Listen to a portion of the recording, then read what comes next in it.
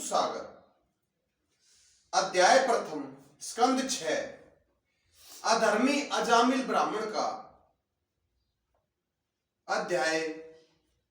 राजा परीक्षित इतनी कथा सुनकर श्री सुखदेव मुनि से बोले, हे भगवान, मुझे आपने दूसरे स्कंद में बताया था कि बैकुंठ जाने के लिए प्रवृत्ति और निवृत्ति दो मार्ग है।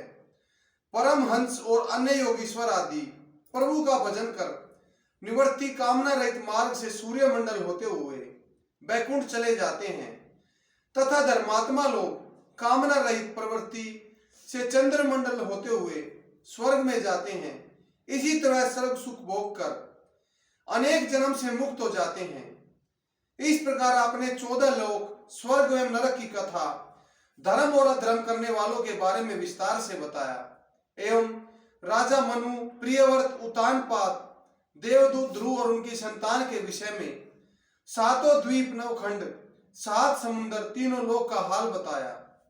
सूर्य आदि ग्रह एवं तारामंडल का समस्त हाल सुनाया।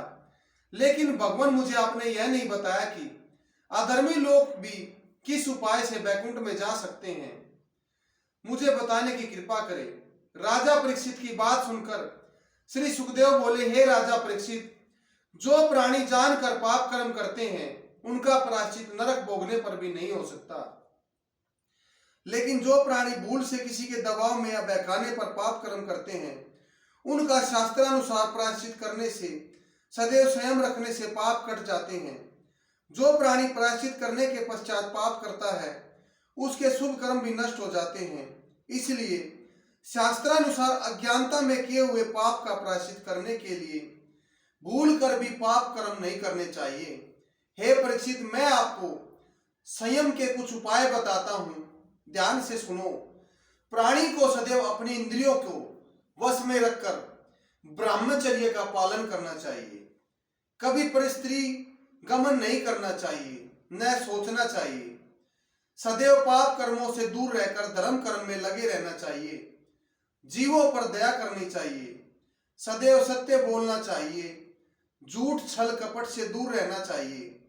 काम, क्रोध, मद, लोभ, मोह और अहंकार त्याग देना चाहिए। सदैव बड़ों का, माता पिता का मान रखना चाहिए। उनकी आज्ञा का पालन करना चाहिए। मान, अपमान, सुख और दुख को सदैव एक समान समझना चाहिए। कभी भी किसी प्राणी का जरा भी दुख नहीं देना चाहिए। हे राजा परीक्षित, ये समस्त नियम पापों को नष्ट करने वाले हैं, लेकिन मैं तुम्हें इनसे भी सरल उपाय बताता हूं जिनका उपयोग करके प्राणी जन्म जन्मांतर के पाप सदैव दूर हो जाते हैं। ध्यान से सुनो।